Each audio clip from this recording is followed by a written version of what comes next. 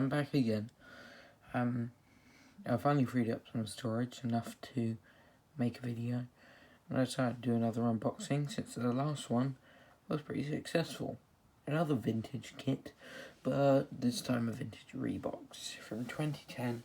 Another Airfix kit, a Royal Aircraft RE-8. The RE-8 was a reconnaissance aircraft, mainly tried to be flown at the end of the First World War by inexperienced pilots, where it wasn't actually as good as they thought it would be. Once handing it over to the more experienced pilots, it actually proved to be a pretty good aircraft. The RE in its name stands for Reconnaissance Experimental, and it was the 8th in the series. It comes with two colour schemes, and my box is a bit sun-dyed, so it's grey right here. It comes with two colour schemes of two different countries, which I can show from the top. We have an RAF colour scheme, D4689, also known as P, flown by Lieutenant Armstrong and Lieutenant Moore of No. 9 Squadron of the Royal Flying Corps in the 9th of June 1918, or the one I'll probably do, which is of Belgian origin, from 1917, which is the earlier colour scheme. It shows a few colours, 33, which is black, 27, I believe, might be an olive colour. On this side, once again, a bit sun-dyed, as well as the information. This side, a shrunken down version of the artwork. And once again, on the single side. I've already unboxed this. I don't know how I left it. Some bits might have been dry fit. So, what I'm going to try and do, show off the parts first. Maybe. Actually, let's start with the instructions. First of all, this kit comes with something that in the 2010s Airfix like to do. There's a little Airfix Club little pamphlet. At the time this was made, the kit still available was this nice mark with the bubble canopy this time, either in gold, either with a black or a gold, black with a gold spinner, or this nice red one.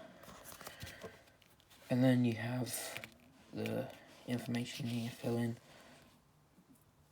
And then we have the instruction.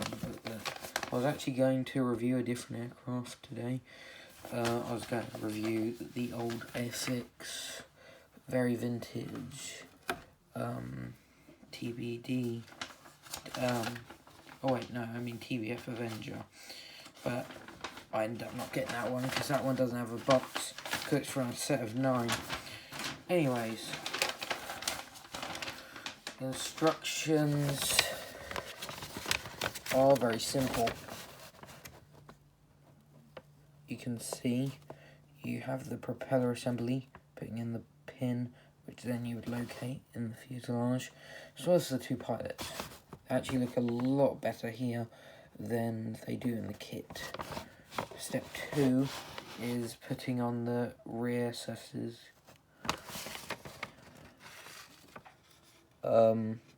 Then it tells you the wing assembly, and then to add all those struts. 4 is adding parts to the engine, and then last step, attach the landing gear. This kit's from 1957 and was released a few times, as well as being released in special markings box during the 80s, just like they did with their Rolands. So, what's very interesting is Airfix actually includes them in black and white this time. It's a Belgian one, and then you have the colours shown here. And then flip it over, we have the other aircraft. Let's just say this drawing is a much better depiction of the aircraft than the kit is. I'm not usually hard and I'm definitely not very critical of vintage kits, because I get that they're just that, vintage. and when you especially know they're going to be vintage, you can't really complain. So let me show you. As always, it's a vintage kit, so most of the parts are off the sprue. These are 2 bits I wanted to dry fit. So you got the fuselage. Let's get it to focus. So you can see all of where that detail is. Airfix did actually do something good. On the metal bits, it's a smooth, like plastic surface, but where the fabric is, there's a texture to it. There's a bit of raised stuff, not a lump, but there's a little lump down below that. It's got some holes. These holes here, underneath the gunning position, oh there they are, is for the frame to hold the gun. You can also see the fabric stretch and these very strange looking rivets. As you can see, the kit is definitely not holding up its age, as it says 1958. And a big problem is no location pins, something that Airfix and companies like Revell are very good with. I'm a bit surprised that Airfix did not put any on here. There just seemed to be no room apparently, and so it's a bit weird. Another problem I have, probably the biggest fault of the kit, is the skid. That's the skid they show.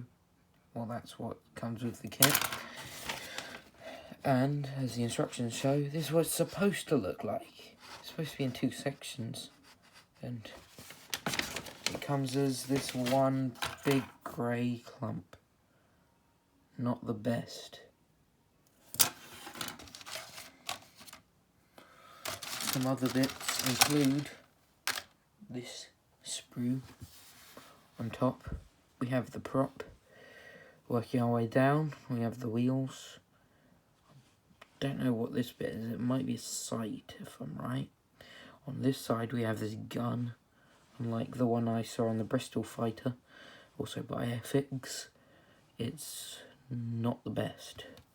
You also have the bit that holds it, which is way too thick for an accurate kit, as well as on either side, 33, and this one over here. These are the exhausts. You also have the bits of the gear and a few of the different struts, as well as a few more struts down here. You also have these 2 bits of the engine. And you have the wing surfaces.